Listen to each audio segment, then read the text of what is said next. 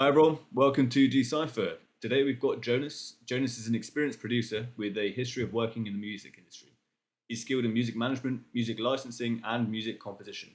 He's worked with a variety of established international acts and emerging artists, including collaborations with Kings of Convenience, Moon Duo, and Colin Stetson, as well as producing the acclaimed Lima album for 480 Records. At 25, Jonas decided to move to Berlin, where he co-founded Kieku Studios. Correct me about the pronunciation later, Jonas. Kaiku Studios. It's a bit close to the other name. Nice. It is essentially a startup developing advanced AI tools to revolutionize music production. He's helping musicians of all levels solve the problem of complex and time consuming music creation with proprietary real time interactive music generation models.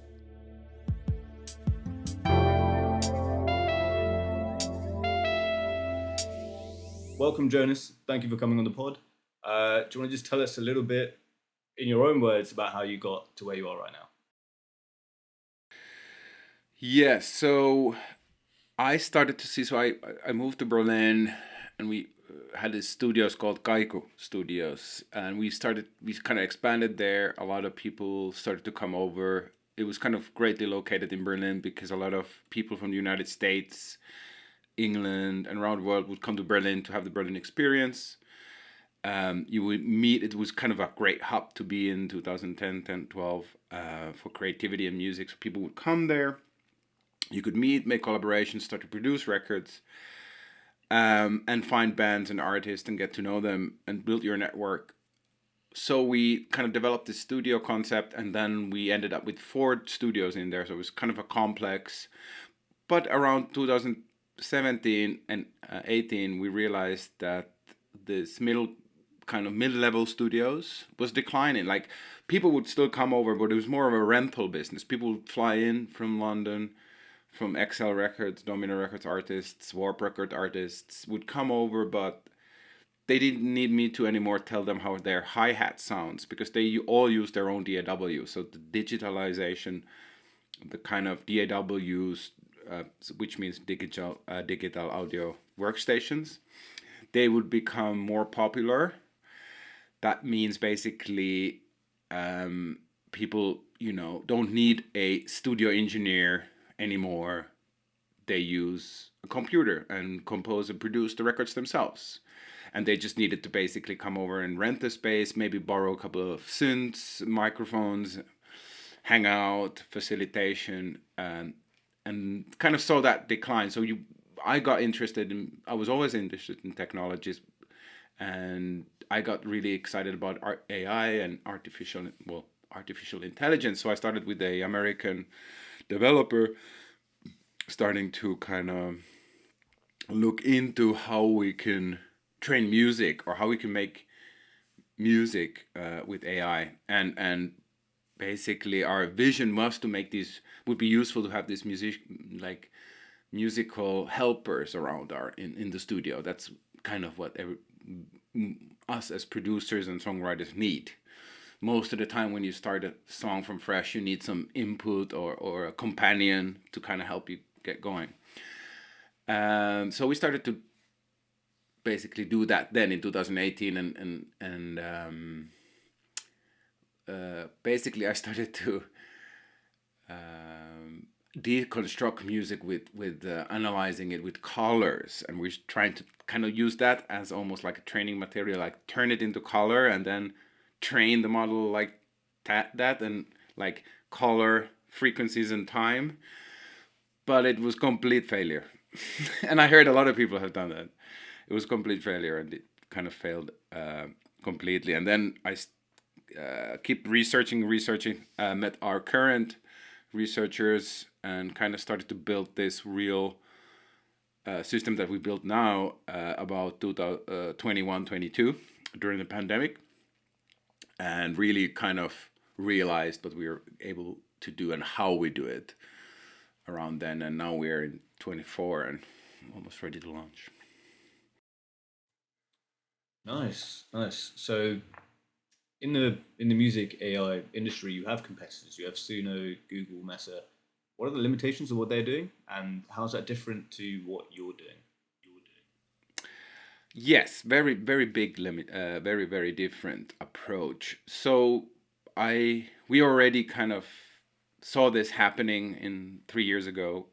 So what all of these kind of competitors are doing is text to audio, so text to music prompting. So almost like all AI user experiences are kind of all the, let's say, leading ones are using this system. Our research shows that this is a very bad user experience for musicians. I mean, it is really hard to describe music. I mean, this is a thing that every person thinks they can describe, but it means something completely different for a lot of people.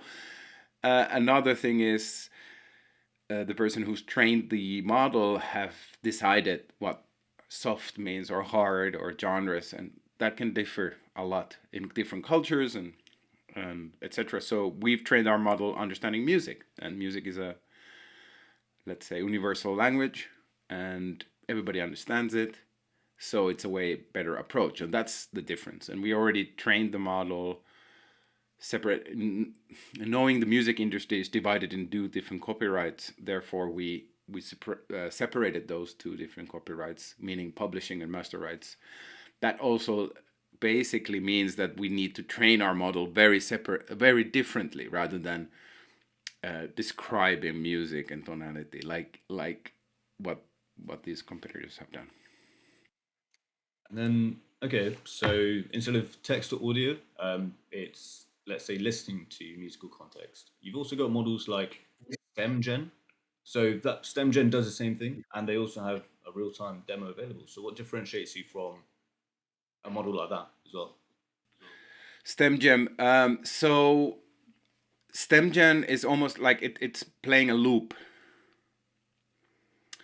And it does do like, but it's not really real time audio coming out. It's kind of buffering it into a buffer zone and then starting to play it in a looper. So it's real time.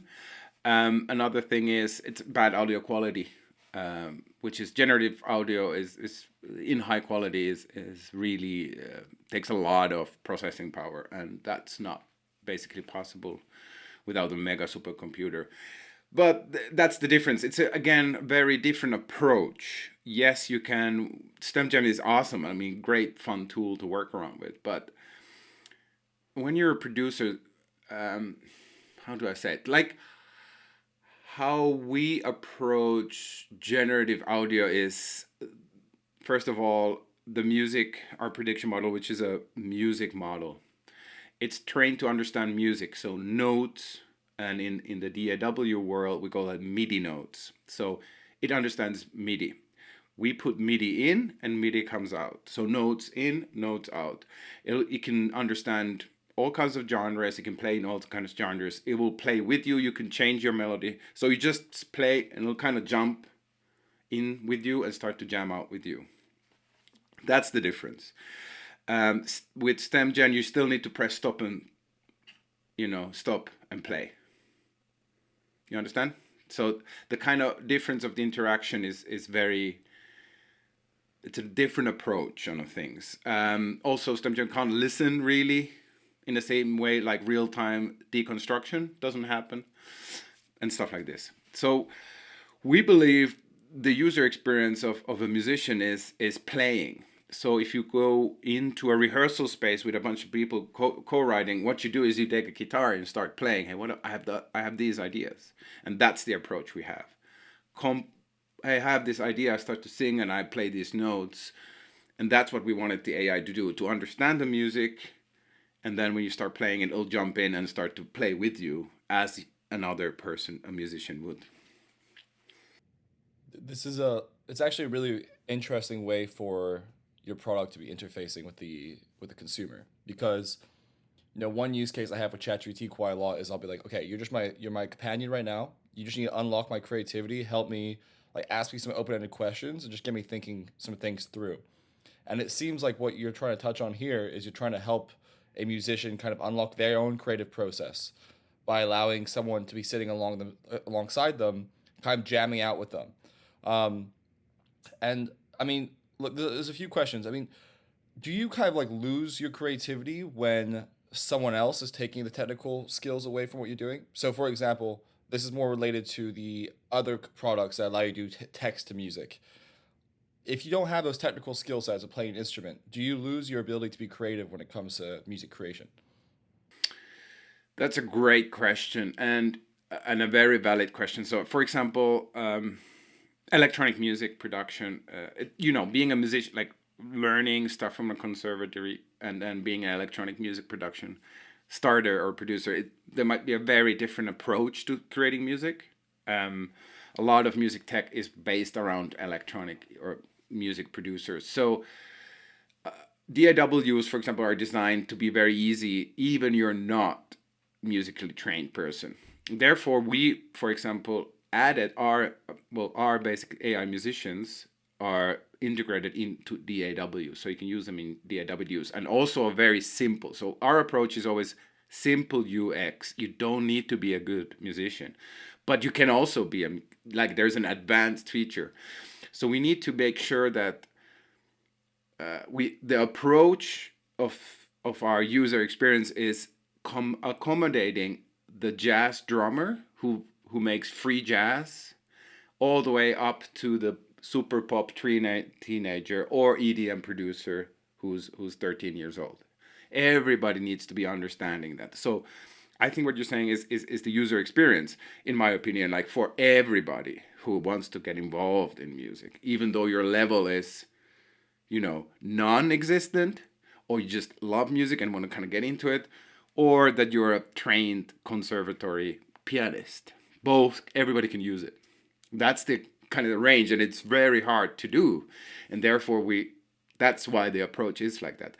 That comes from working with musicians, from that being a music producer, working from recording people who are, high-end pianists from a conservatory, and also working with people who just are making their debut single.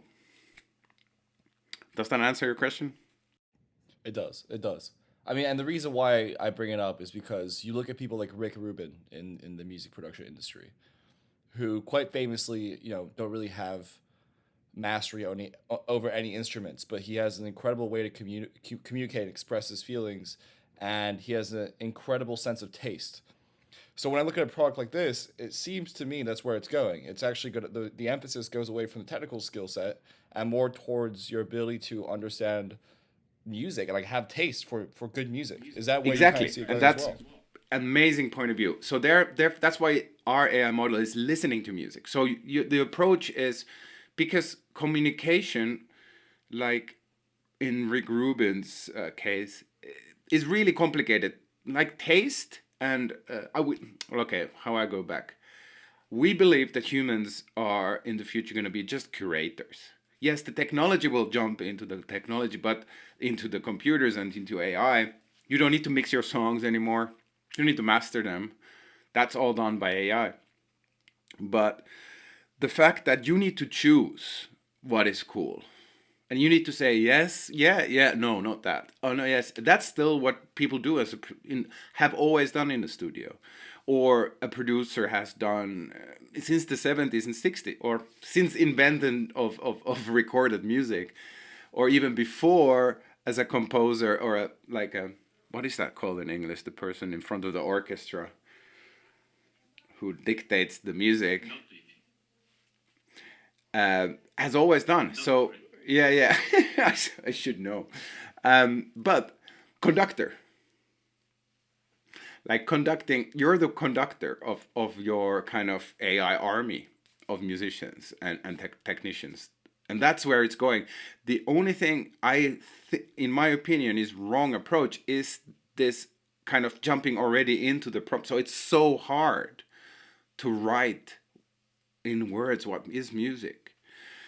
If we can get advanced enough features that we train, like I was imagining if we could train an AI model that would understand our facial expressions and our moods, then we could translate, we could even talk to each other in a way of that there wouldn't be any misunderstandings.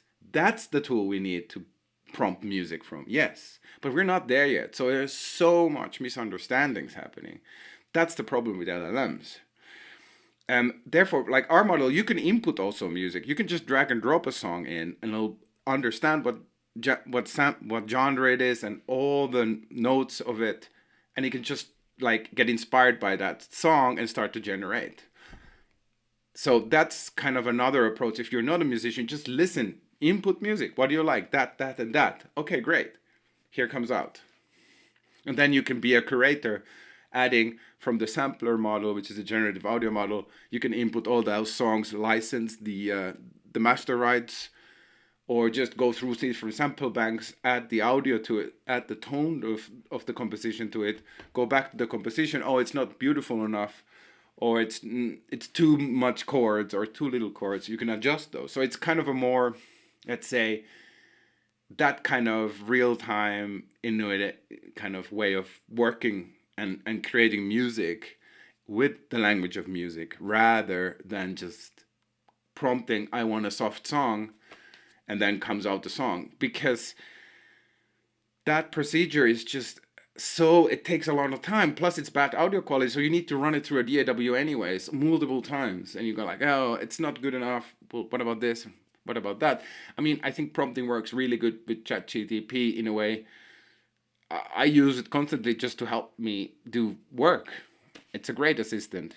But that works because it produces text. It's super helpful. You input text, it comes output text.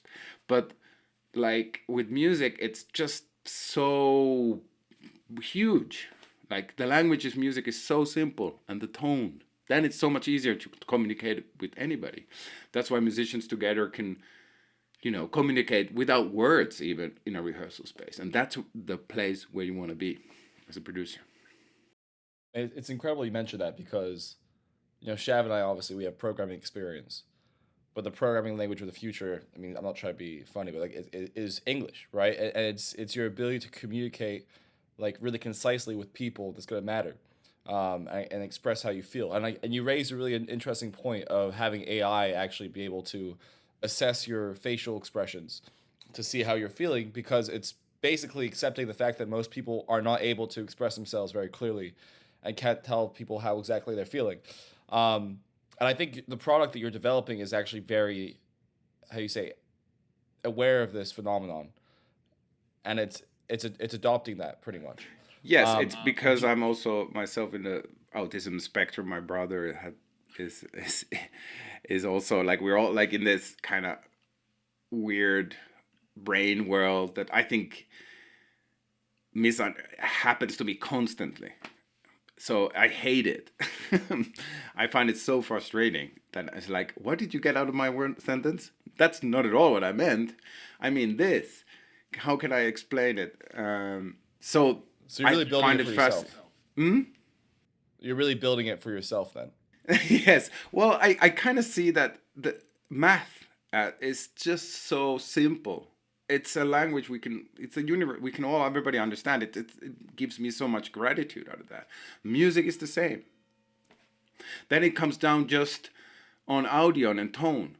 How does your road sound? The same song, if it has those melodies, like 4 chords and a melody, you could dress that song into all kinds of different clothes. You can put reggae clothes on.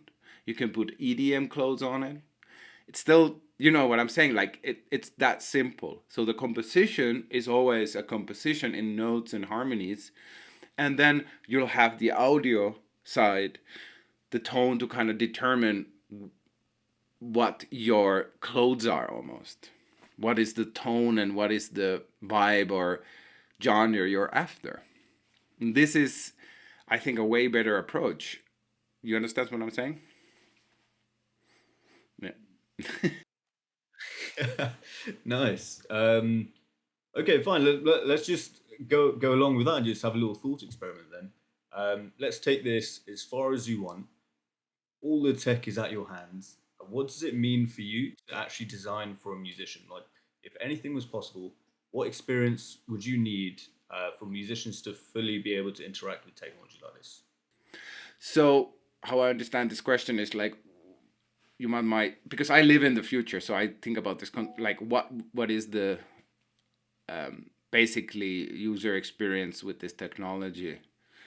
I see it in like, there's a couple of things. First of all, I see our tools being able, you're just in a, basically, you're by yourself, you open up your laptop, you open up our software, you start to sing or play an instrument, and a whole band will accommodate you immediately, like in real time. Or you don't have a band, you can't afford a band, you use our tools to go and play live on stage, and it'll be your band. You basically are a experimental music producer, and you can just feed it to itself, send it to a multiple different outputs, expand it, feed it to itself again, trigger something else, and create some music that nobody's ever heard before. You can be a jazz drummer and play with for example, with Charlie Parker, because you've downloaded his algorithms, licensed them, and rehearse. You're a music teacher, you can rehearse, put your VR goggles on, and you can rehearse Beatles with your students because you're licensed to Beatles algorithms and you're playing with them in real time. That's what I see it's happening. That's the vision of the future, for me at least.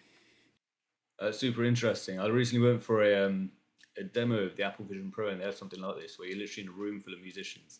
It's a totally different kind of experience. So I see where you're trying to get to, but where we are right now, how do you in your startup actually try and achieve that sort of granular control in the creative workflow? So we discussed this off, but traditional text to audio models struggle in allowing users to basically edit the output in the way that they want. So you type in a prompt, it comes up with something, and it's hard to just say, yeah, just change that one little bit. Like, you don't just have like one particular knob. So if you look at Odyssey AI, for example, they've taken an approach by enabling you to have decelled configurations of each element of, let's say, video or imagery. So they would do like geometry, materials, lighting, etc.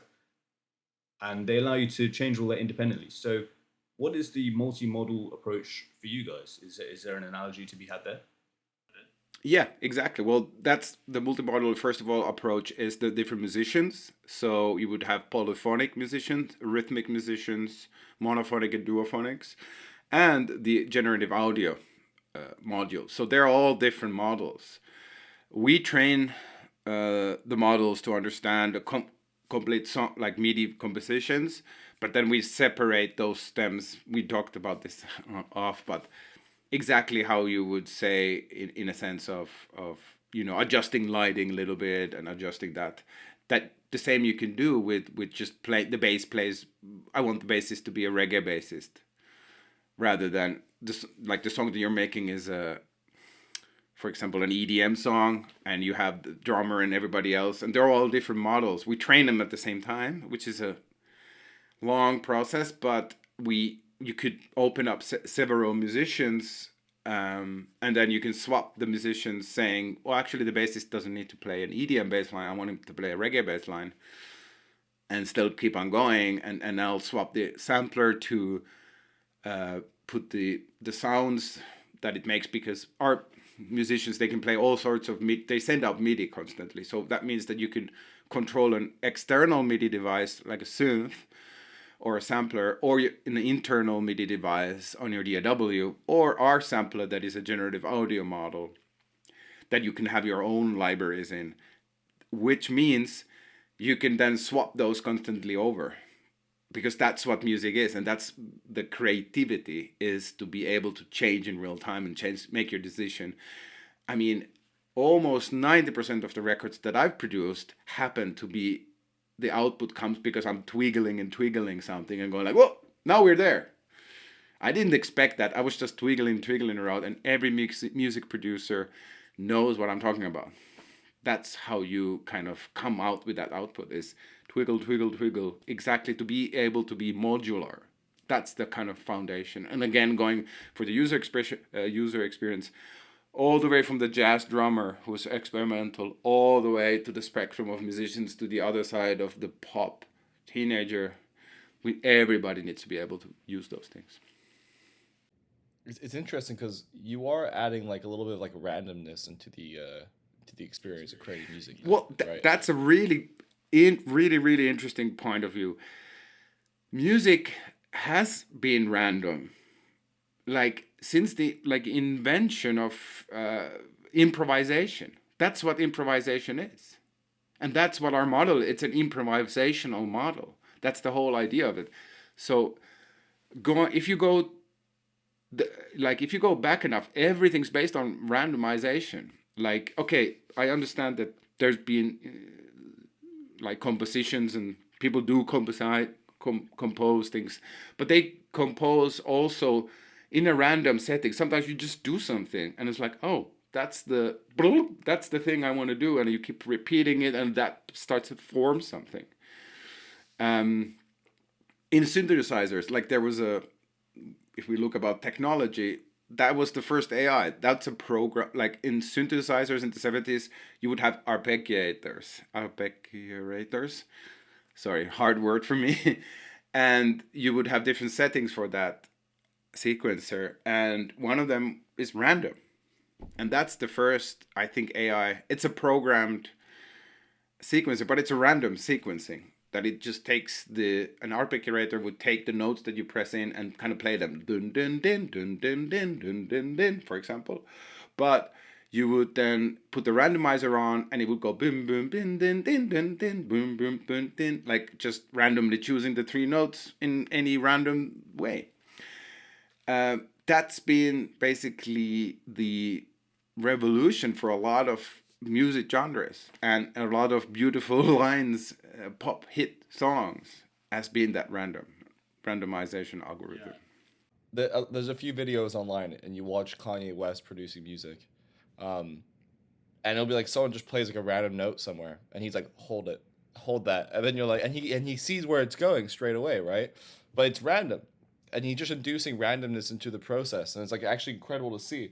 But it does rely on the person who's creating the music to have that sense of taste, or the at least the foresight of knowing where it's going to go past that one random note or those few random notes. That's what I mean. Um, Like I- humans are the curators. yeah, but I think what's interesting though is when you have this vision for this band model of where you can have like the top top players throughout history playing with you, they'll have their own creative style where they're going to try and bring this creative process towards. Um, is that something that you can see it could end up like dominating the process of the individual who is trying to compose, and then actually ends up being steered off too much off course by these kind of like expert curators? Yeah, that's a really good point. So how we look at it, the musical prediction model, how our philosophy works is we have so-called the prediction model, which is the foundational model for us, which we train constantly with our own data points, not again using any copyrighted materials or anything. We just taught it music, and then we need to add more data points in order to make it better. So, and when we add more data points, that means we add more drum patterns from different genres. Right now, it's very limited. We add more chord progressions for different genres. We add more top lines from different genres, more bass lines from different genres. All these four elements. But that foundational model, our idea, look at it, is we put that on a cloud for it to be the foundational model that other people can train as well.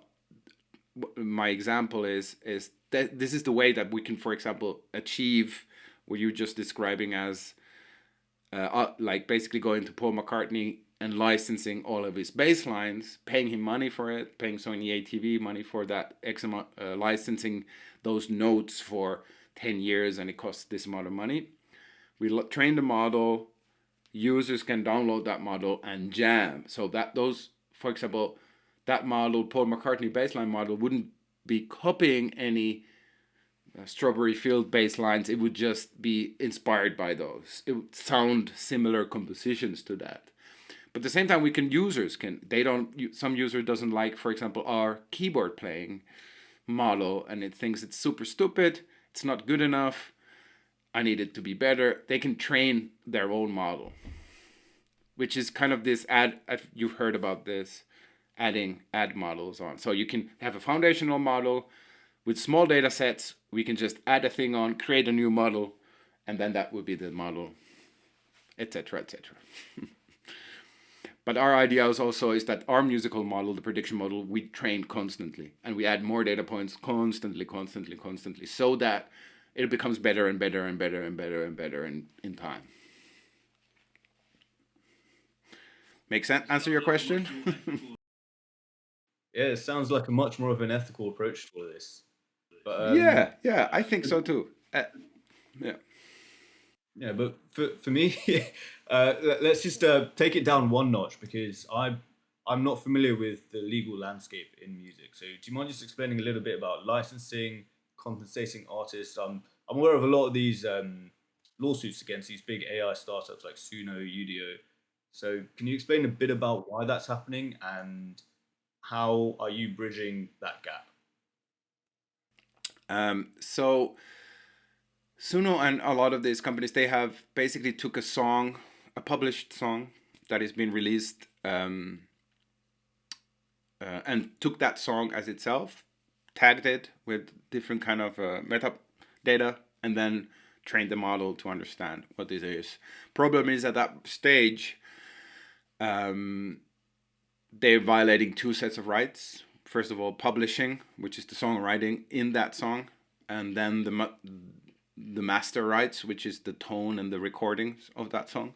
So both of these copyright sets are being violated. So master rights are usually governed by the labels, record labels, and the artists, depending on what kind of deal they have, usually 50-50 in the indie field. Same as the publishing. So in the publishing, a publishing company and an artist would basically control those publishing rights 50-50. So they're kind of violating two different copyright rules, but also two different companies and one artist. So three different identities are being violated at the same time. So it's a big mess. That's what we saw already happening, because being in the music industry, I'm just always stunned by it, because I didn't know who's been advising these people, because this is the common knowledge in music business. If you're even touching base in the music business, the first thing is what your rights are and how the copyright laws work. Because you're making a record deal, that's the latest time when I have publishing rights and master rights. Okay, this is how it works. So we separated that already on the training date. When we started to build the models, we built a music model run on publishing and a generative audio model running on master rights. And our approach is that we train the models with our own data points, because we could separate them. The generative audio model doesn't need to know notes. So we can train it by just understanding what audio is. And vice versa, the music model doesn't need to know what audio is. So we can just train it music, notes, which is totally legal, and you learn it from school. So it's a very different approach again. That's the difference, really. And that's why we started to look at it like that, because then I was looking in the future. I can then go in the future to these rights holders and tell them, hey, this is our model. We generated a system that you guys can actually earn more money than you do right now. And I'm hopeful that they will see this and go your idea is way better than these guys' idea. We'll give you our rights. We'd rather license you our rights.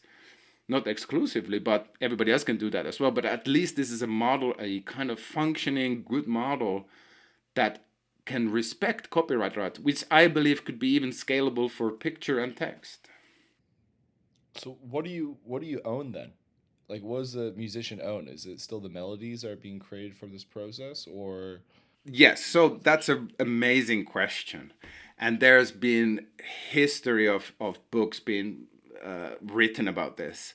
And also there's a US company and a lawyer who actually bought, because there's it's really simple and complicated at the same time. We could spend a whole 2 hours talking about what is right or wrong. But our model approach is almost like this. So the music model is almost like a kid. When I was a kid, I went to the note store, and I was a big fan of Nirvana. So I went to the note store and I bought the baseline notes for Nirvana Nevermind album. There used to be a book you could buy and I would train myself playing with Nevermind, playing in the background. I played the baseline. I know for all musicians out there, I know it's super simple music, but that's what I did. Very simple. And then I would go to my rehearsal space with my mates who are all 13-year-old, and we all love Nirvana, and we would play our own songs, but we all listen to Nevermind constantly. So it's influenced by that. Make sense? That's the approach we wanted to take with the prediction model as well. We train them, for example, Nirvana bass lines, but doesn't mean it's gonna copy everything. Therefore, how the whole system works is that notes publishing is kind of like all the notes and melody and lyrics. That's what they control. We don't even touch the lyrics and vocal side yet. We're just doing music. We have nothing to do with singing or lyrics or stuff like that. There's great AI tools out there for doing that. We don't do that. We just focus on producing music and making music. So composition and audio. Okay. So on the publishing side, that's really simple for us. We can go and train all sorts of different things, and we could go to a musician and license their notes, pay them money for that, and then every time somebody downloads that algorithm for X amount of time, for a day or two, they would pay, $20 or whatever for X amount of time, for X amount of money, and that money goes to the person whose notes we trained that model in from. So it's almost like the more popular you are, obviously, the more money you will make. But we try to emphasize to make sure that everybody can train their models. But going back to your question, all the notes, music is very simple. There's only, in the kind of Western world, chromatic scale, we call it, it's only 12 notes. So you can imagine the math. You can really quickly calculate how many possibilities. I mean, in polyphonic world, there's exponentially more possibilities, but there's a gap. I mean, it's not, if you in the equation, if you add those 12 notes with polyphonia, with 4-chord polyphonia and time, yes, there's almost like infinity amount of possibilities, but it is very simple. So all the kind of, let's say, all the chord progressions in the world have been already invented in the 50s. Since then, there's not been anything new invented in a way. But still, new music is being released 100,000 times per day. Does it make sense what I'm answering? Yeah. I mean, I was asking about what was being owned, right? I mean, and obviously there's those famously there's those 4 chords that add the bases. Yeah, what is being owned also, see, this is misunderstandings. What is being owned is, so if you create a song, let's say Alexander writes a song, you have it in your DAW probably, and you want to release it. So you basically, as far as you've done it, and you're gonna publish it, like, let's say we're living in the nowadays and you're not signed, you're gonna go with a digital distributor, like DistroKid type of thing, you put it on Spotify yourself. At that moment, legally, you have published that song and you own 100% of that publishing of that song. If you've had your friend, Chef, next to you compose it together, you would agree with Chef and you, hey, let's maybe split this 50-50. Okay, and then both of you would own the publishing 50% and 50%. There's different kind of sheets and suggestions depending on which country you live in, depending on what type of music you do and what genre you're really doing. There's different kind of like composer percent, arranger percent, producer percent. There's also performance rights. That this gets even more complicated. So these performance rights are, for example, for just studio musicians. We are trying to implement this also because it comes interestingly into the fact that when somebody does license that algorithm, that Paul McCartney algorithm, and makes the songs out of it, it's not a Paul McCartney song, neither does it base with any Beatles songs on the composition side, but we basically want to incentivize that they can report that into the performance rights that Paul McCartney's AI has been playing on this song. So that's a report that you as a producer need to report while you produce a song. A lot of people don't report those songs, but every instance of every, like Spotify does need to pay mechanicals of every released song. So when they do payouts, part of the money goes to mechanicals, which goes to these performance rights societies that collect the money and distribute the money to the performers. So there's a whole system, and it's been invented already since the 70s and 80s, and it's working. And we can implement this AI system there as well. There's not a problem. We have the collecting societies, we have the money distributions, everything ready. We don't reinvent the wheel anymore. That's why we built these models like that. So because the music industry has this structure already, we could just add this on top of it rather than, you know, causing chaos with LLMs. Yeah. Does it make sense what I'm saying? Answering your question? Yeah, I hope so. Yeah, it does. Yeah. Yeah. So, correct me if I'm wrong. You have like this sort of marketplace where you have these algorithms which are trained by different people, Paul McCartney, for example. And once you've created your song, you can actually attribute some of that licensing, I guess, to that particular person. Does that actually make this whole process easier using AI? Yeah, so how well I think the system goes like how we can make this work so everybody wins. Um our approach is again the foundational model. We go and license the notes, we train the model so that it's like mimicking Paul McCartney basically. It's an algorithm that plays in real time like Paul McCartney. Or you can go even specific, some record of Paul McCartney. Or just one song. It just copies that one song. So it depends. You can multiple models. It doesn't really matter. And that's the beauty of the technology. How it works is that every time you do that, and every time you, as a consumer, buy one, it's almost like radio play. So every time a Paul McCartney song plays on a radio, the radio station pays $10, depending on their audience size, I think, a amount of money, a couple of euros or 10 euros per time they're played, and that money goes back to the collecting society who accounts it to the publishing and the artists. We use the same thing. So every time somebody downloads it for a day, that's why we added the time equation on it. So longer you want to have it, the more it's going to cost you, and that money goes directly accounted same way as radio play. We can run it through the collecting society, or we can run it directly to the artist, depending how quickly. Like governments take a long time. So usually all collecting societies are kind of government funded or government run. In the US, obviously they're private, but and the US has a couple of different of them, ASCAP being the most popular or famous one. We can then these collecting societies make sure in their country they collect all the radio play and all performance rights, etc. So we would account to them and they would account to the artist who holds the rights.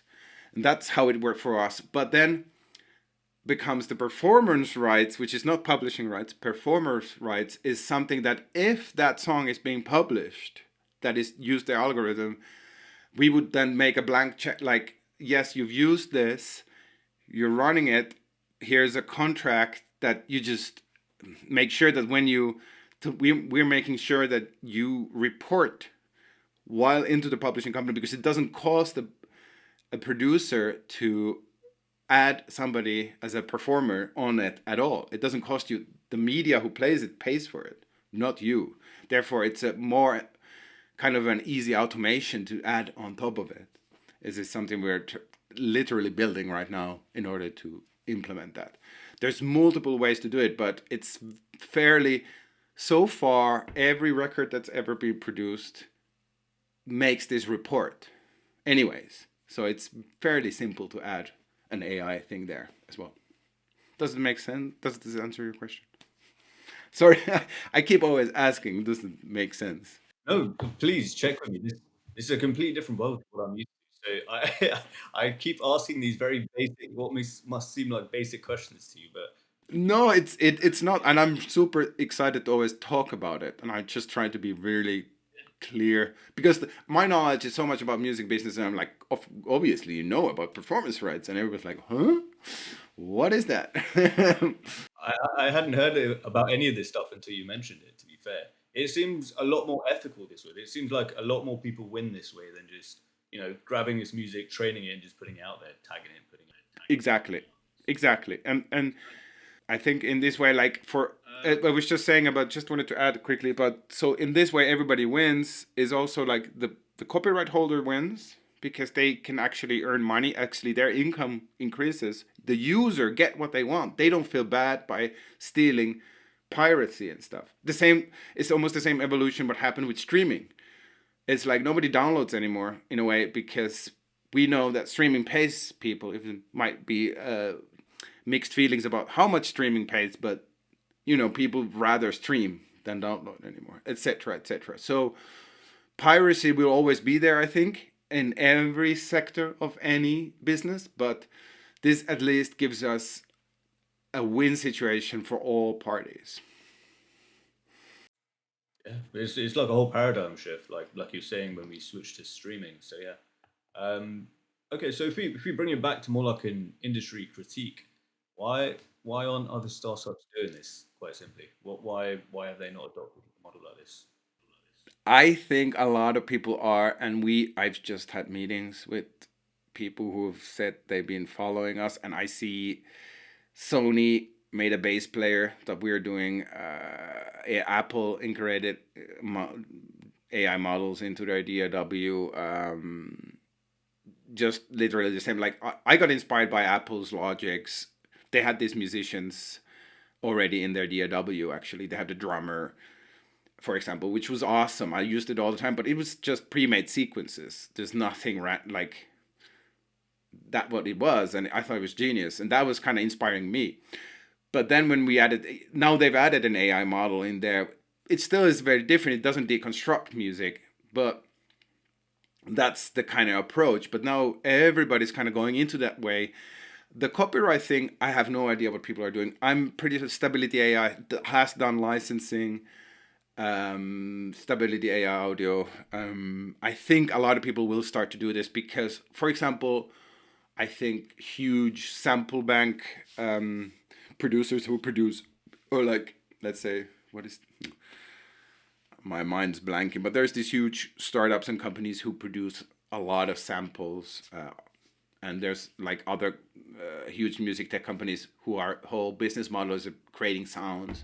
I'm 100% sure that they are generating these kind of models and basically training them on their own data points that they've already produced these high quality samples that everybody's using anyways, and etc., etc. How they're not coming out, what is stalling them, I have no idea.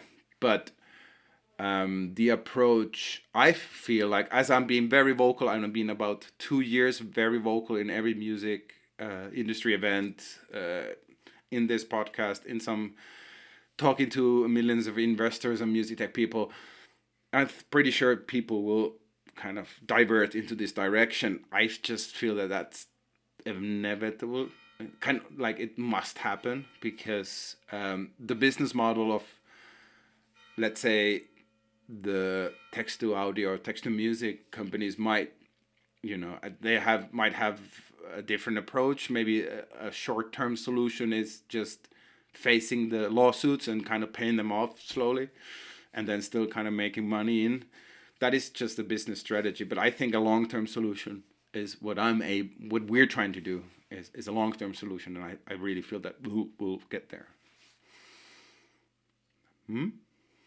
That's an interesting point. It's their violation of copyrights licensing as a business strategy instead of a lack of industry knowledge is an interesting point there.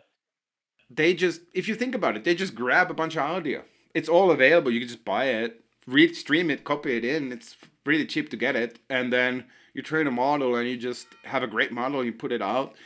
And it's going to take a while until everybody's going to start suing you. And when they sue you, they don't even know what they're suing you. It takes a lot of time to formulate the sues and stuff. And then how long does it actually go? And, it's a court case, and if you have hundreds of millions of dollars in your account, you can basically calculate that, hey, it's actually cheaper for us to just not license everything, but to wait for the lawsuits and who sues us, and then kind of slowly pay them off. Make different kind of arrangements with everybody, make payment arrangements. I don't know how they do it, but it's a business decision, clearly. Super interesting and worrying at the same time. It seems like a failure of some sort of law. But yeah, I guess we'll move on to more of a spotlight on what you guys are doing. What actually is your target market? Who do you actually market this stuff to first, and how does it evolve? How does it end up in hands of novices like me? So our first kind of target market is we call it the 70 million music hobbyists and professionals. It's pretty widely known term in the music tech industry. It's about 70 million in the world who do this. Our kind of realistic approach is that we get maybe 5,000 subscribers out of that in our first years to use our products. And that's our target market. So basically music hobbyists and professional musicians. That's it.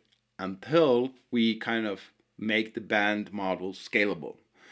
Then we're going to introduce basically that model to film creators, ad agencies, anybody who's not a musician but wants to make music. And the band model will have a very different user experience than the musicians will have, because the target audience is different. Because again, then it will listen to music, so you can easily drag and drop music, but it will have all the musicians integrated into it and the generative audio model integrated into it with high quality. So our research has shown that let's say ad agencies, they are frustrated with the LLM models, is the bad quality. Like, this doesn't sound as good as like the National record or Michael Jackson record. It doesn't sound as good as that produced record, and we would rather license that from that label and that publisher and get that into our ad, because it's better than using an LLM model. And our vision is to kind of flip that, because we have the licenses from everybody, is to just, you can drag and drop a song and it'll get inspired by that. It won't copy it. If you want to have that song, you would need to license that song, but we could at least make high quality inspirations out of everything. And then the UX becomes really interesting, because then we could input also text, we can input also live feed video, we can just input images, and it will create music out of that. So that's going to be the kind of way forward, in a sense of creating music out of outside of that music creator 70 million. So kind of reaching out to people who want to make music but need it professionally but are not musicians. And then we have even further. Yeah. My ambition is going even further. Yeah, ad agencies, filmmakers, that's super interesting. Because I can literally see a future where they literally just show the video in which they're trying to make music for, and they choose maybe a bit of inspiration and generate high quality audio for that. Well, yeah, if you think about it, if you just give a couple of themes, like a genre or a scene setup, you say it's a sad scene, or it's an exciting scene with action, or action scene, and then you basically you can just input video. And how movies are constructed, there are reels, so it's always a scene, and it usually goes in the same way, depending on how experimental you are and how popular you are. But in a way, it's always a scene. So you know that in this scene, this is an action scene, or in this scene, this is a drama scene. So with this, or you can already preset those things on the UX or the UI, and then you just input video. And then if you can follow, we have amazing already video deconstructions. I mean, all audio, like all self-driving cars that we were talking earlier. Self-driving cars have great video detection already installed in them. Like, we could easily license or use. There's great models that can deconstruct video already existing. You can use those or that information to deconstruct the video in real time and tell basically just flip the switch from audio to video to basically, oh, there comes a horse, and this is what you do when a horse rides over here, and this is what you do when you do that. And if you just kind of tell the model what to do in every scenario, it's totally possible. Because the real liveness, because the real liveness is just switching the input under the understanding of what the input comes, the deconstruction. Because then what it triggers, the output can be always music. Does it make sense to me what I'm saying? Where do you get your inspiration for the music that you create? A great question.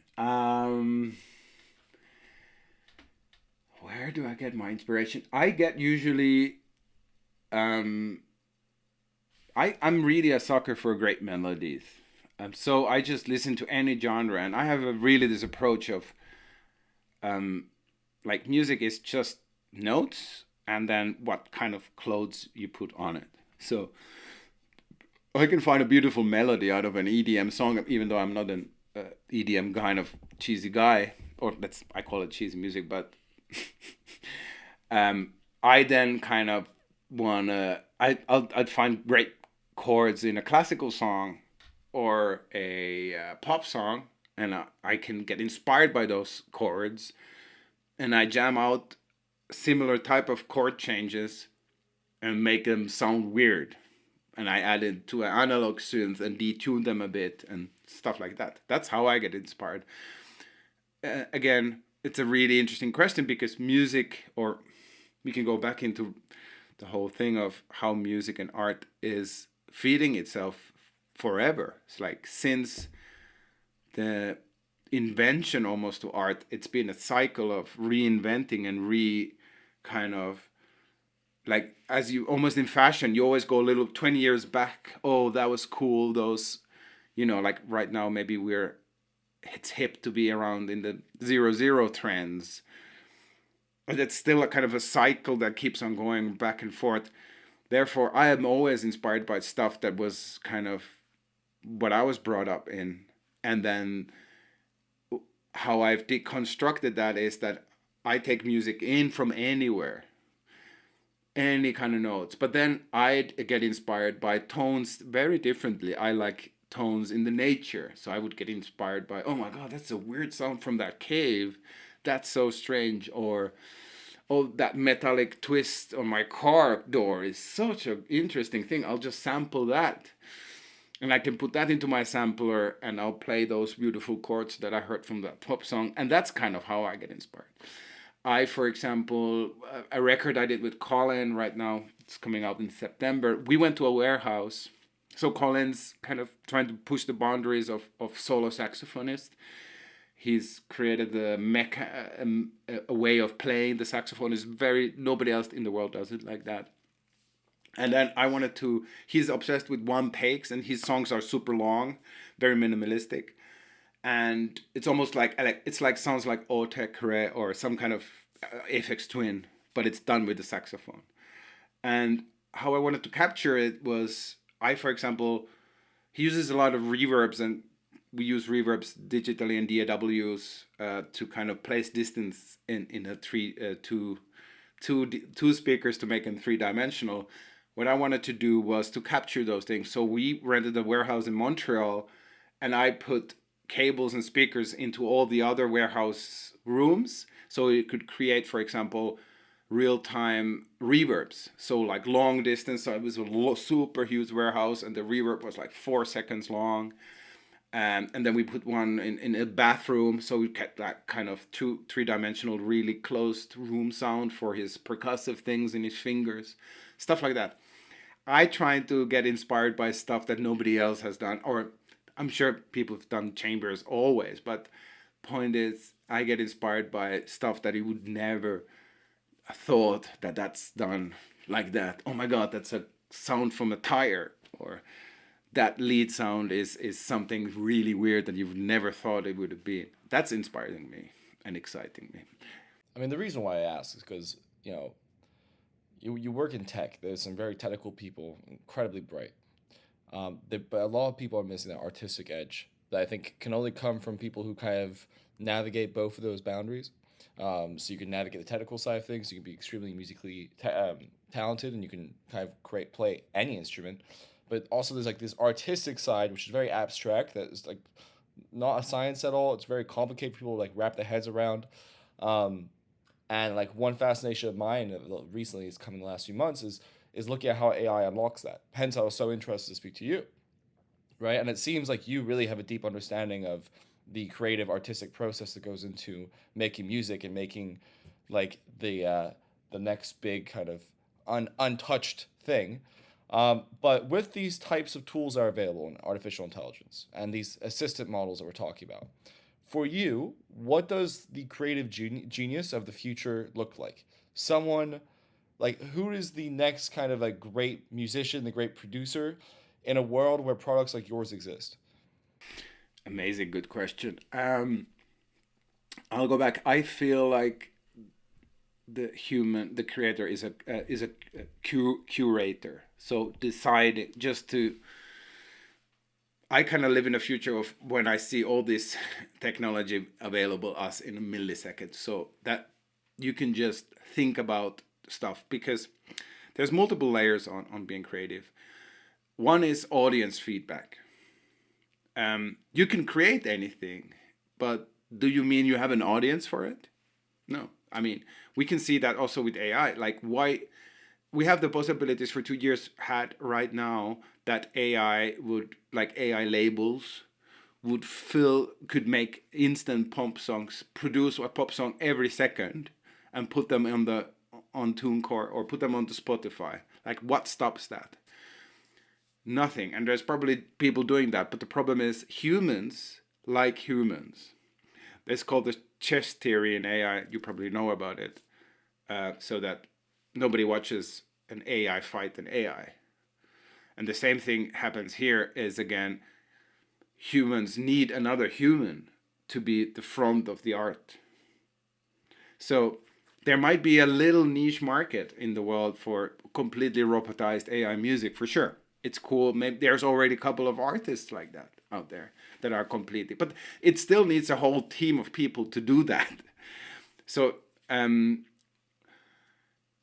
I believe humans are gonna love humans always. So that's not gonna go away. What's gonna happen is, as AI is taking some, let's say like simple music like pop, will not hopefully. So I love pop music. Don't get me wrong. Will basically be more challenged in a sense because it's way easier to make pop music with AI.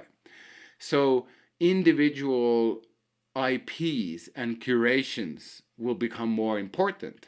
Also, sonically, stuff that can't be maybe done with AI is gonna become more exciting.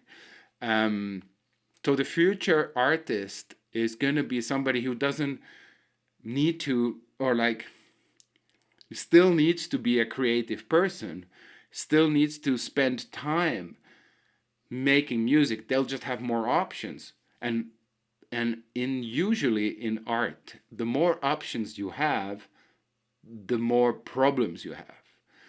We call it kind of framing in music or in art, so that you would need to have your limited tools that you create art with.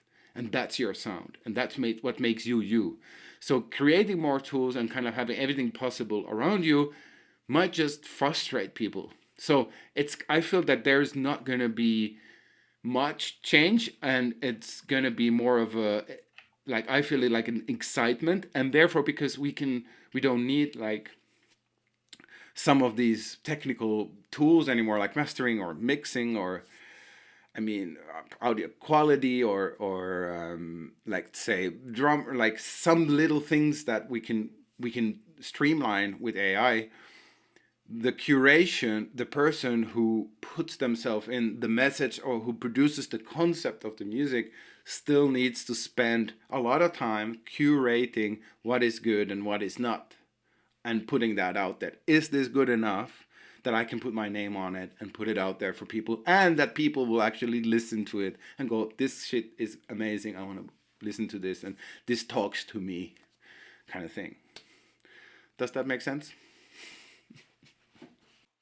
Jonas, I don't know if I completely agree, to be honest, because Okay. say for example, I don't know if some, and of course, convince me all the way, but I don't think we can be complete curators. There's a level of literally your example of the reverb in the warehouse. I don't think AI can completely recreate experiences like that. Like, sure, like the analogy is I can increase the temperature on one of these language models and it'll pick a less probable output, but it's still a decently probable output. It's still just interpolating on the training data. It's not going to be completely creative.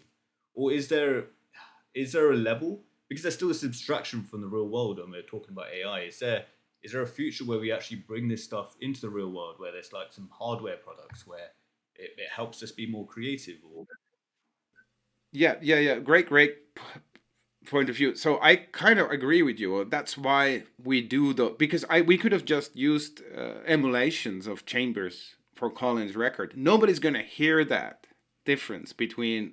There's already amazing reverbs and chambers that sound exactly the same.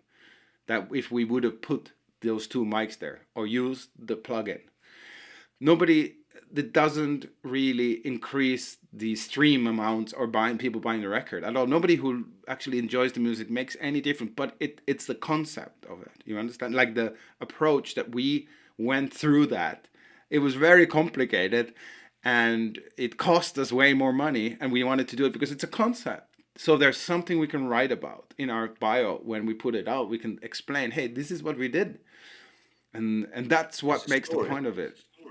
Yes. And that's always going to be there. That's what I find. What I was trying to say, the human is the curator. You are the artist is always going to be the storyteller, and there needs to be a story behind everything in order to be successful. You can do stuff all automated on AI and produce endlessly stuff, no problem. You can do it right now, but is there going to be an audience for it and a business, or people going to be buying it? We are seeing right now, no. You need a story. You need that human curator there. That's what I mean with the curator. And then, what did you say? The other thing, About the hardware, potential hardware, bringing it hardware. into the real Yes, world. we are. For example, yeah. Our stuff models can be hardware, and I'm talking to other startups who built already hardware to kind of because they have already the factories and the lines to do it to kind of what how can we put that things our models into them. But yes, I'm already like thinking about that because of the real timeness. I was met you guys at the AI for Good, like robots. Humans are fascinated by robots, and the idea I think is the real timeness, is that you can interact with somebody in this space in this moment. And yes, I believe taking it out of the computer, which I always, or the DAW, and that's why I'm fascinated by real timeness, is very important because DAWs and all these prompts, they're always write, press, enter, wait.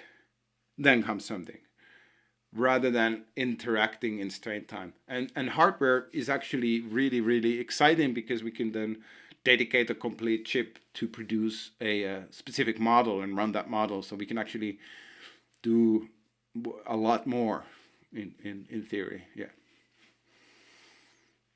But yeah. Does that make any sense? I think that's a beautiful place to end the podcast, actually, because at the end of the day, music is a story, from what I'm hearing, and we're going Yeah. to be way more curators. But the creative aspect of music doesn't go away. Even with AI, it can't go away because that's what it means to be music. So, yeah, thank you, Jonas. This has been a great episode, and yeah, you've really imparted a lot of knowledge on both of us. Thanks for taking the time. Thank you guys for really honestly, thank you so much for talking with me. I'm really grateful that I could be part of this.